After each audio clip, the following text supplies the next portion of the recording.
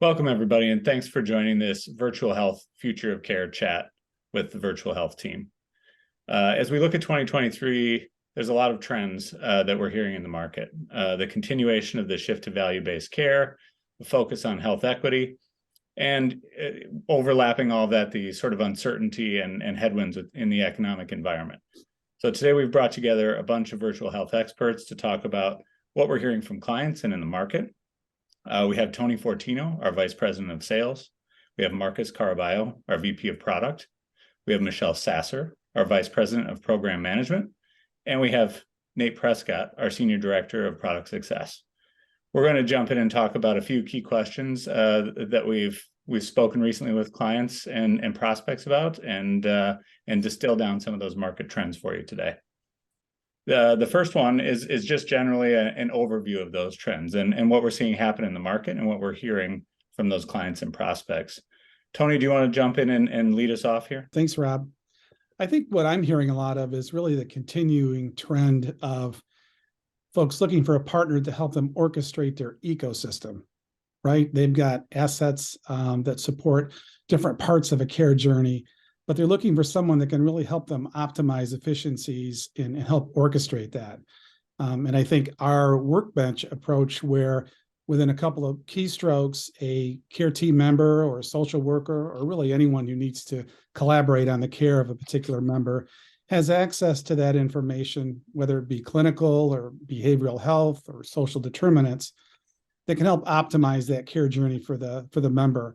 So I think it's a continued trend, working with folks that have existing assets and really being a partner to help them optimize that. That certainly is a key continued trend that we're helping organizations address. Thanks, Tony. On my end, one thing I'm seeing is pretty consistent adoption across our customer base of the FHIR data model, right? So historically, within CM and UM, you have a number of disparate systems that have to play nicely, right? Anywhere from 30 to sometimes 80, right? Integrations to be able to inform the context of our system. So, ultimately what we're seeing is an appetite to simplify a lot of those data pipelines, to be able to streamline, the user experience within a care management or utilization management context.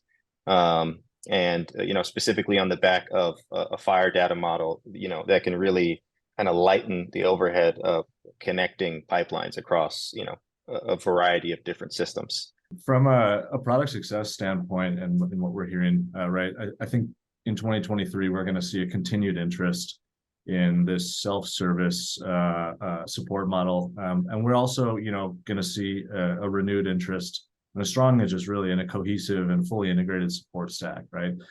Customer service and customer experience expectations in this industry especially are high, and there's really no reason to believe that they're not going to be only getting higher, right? So meeting these expectations with a personalized touch, human touch, is really something that's going to remain paramount for us here at Virtual Health. And at the same time, right, we want to enable our customer base to be self-sufficient when possible, and to drive themselves, to have the answers to their questions at their fingertips themselves, while also, we'll retain the ability to maintain sort of that human touch for those high complexity interactions that we deal with on a day-to-day basis. I also think, a trend that we're going to deal with and we're going to see in 2023 is more interest from our customers to really see their input about the product and about the work we do manifest and come to life every day, right? We've moved our customer experience and product success team under the product umbrella. And so the insights we gain directly from our customers every day, those can be pipelined straight to our roadmap. And I think that's going to be paramount in 2023 as well. Yeah, Nate, those are great points. Great points, Tony and Marcus as well. All of the things that you guys have mentioned are really, continuing trends. And I think some are new and emerging, kind of to Marcus's point. We continue, at least from a business perspective, when we talk to our clients and prospects, we're still seeing a very heavy focus on solving for health disparities and inequities. Along with really trying to get a unique spin on that and figuring out how these health plans can do things different than maybe they've done in the past. And again, there's still a heavy focus on ensuring that they're fully integrating behavioral and medical health, and ensuring that there's a focus or continued focus, I should say, on preventative care. So I think from kind of a business perspective, we can continue to see similar trends, but I think there's some uniquenesses happening in the marketplace that are driving our clients to look for new and innovative ways to do that on our platform. Great perspective, everyone. Thank you for sharing. I think that kind of takes us down the path of what we're hearing from our user base. So what sort of insights, ideas, learnings, pieces of feedback have we heard from our user base? What challenges are they facing? What issues are they trying to solve? And what goals are they trying to accomplish in 2023? Tony, do you want to lead off on that one? Yeah, and I think I can kind of bring the perspective of prospects that we're talking to. So what are we hearing from folks that are considering Helios, our next generation platform? And it's interesting. I was just on a call with an organization the other day, and they really were lamenting the fact that they had 4 different systems to really handle CM, UM, LTSS populations, as well as SDOH dimensions. And so they're really looking for an organization that can serve as one steward, right? And provide a single platform with which they can support their lines of business. Also, some of these folks have legacy implementations, and so they have layer upon layer of customization, which is very costly as they look to migrate and take advantage of new capabilities. So what I'm hearing is folks really interested in a flexible platform that can support different lines of business, different programs, different products. And so many times a company's strategy is held hostage to an existing system. And so they're really looking for something that can enable their business strategy and not really serve as an impediment. Those are some of the broad strokes I'm hearing when I talk with prospects every day. Michelle, what are you gaining in terms of existing client perspectives?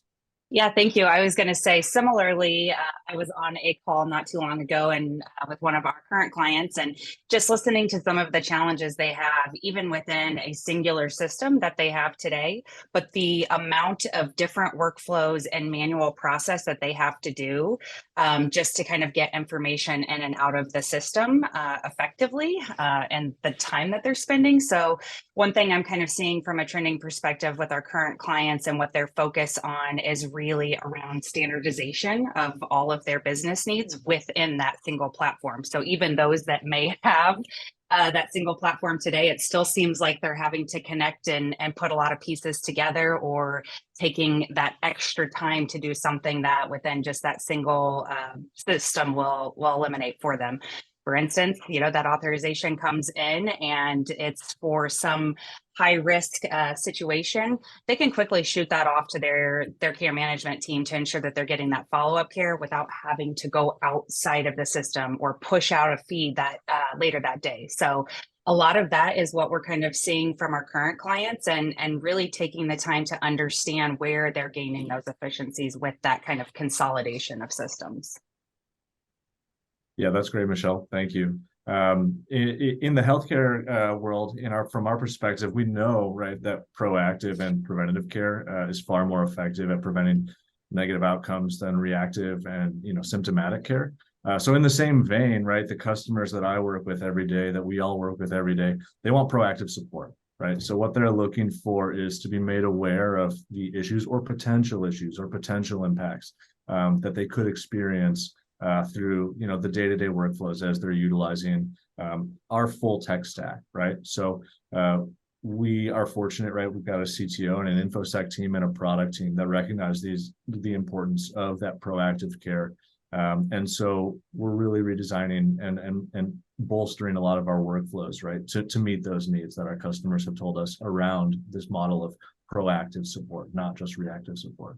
And a big part of that is recognizing that our customers are smart, they're sophisticated, and they want as much knowledge as they can have at their fingertips, really at every opportunity, right?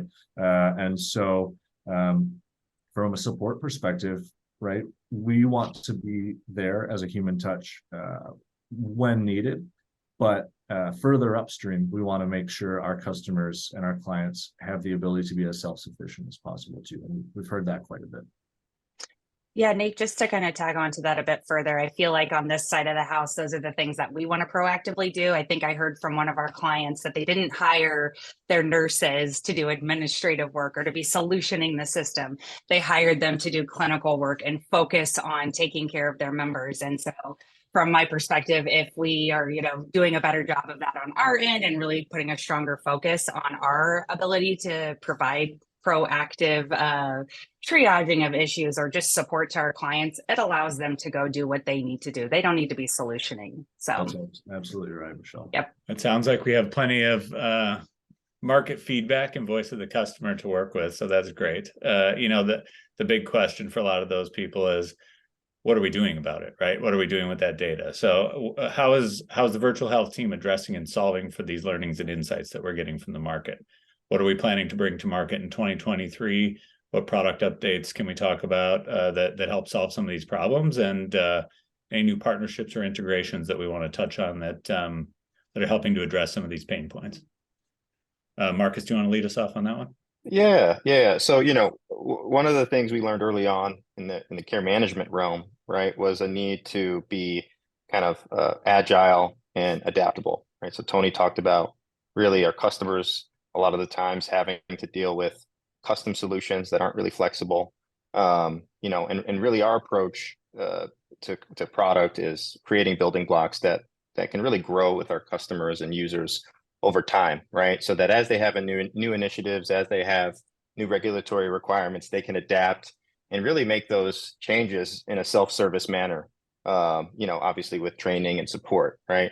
So we're really, we've taken that approach to application layer capabilities with utilization management, care management.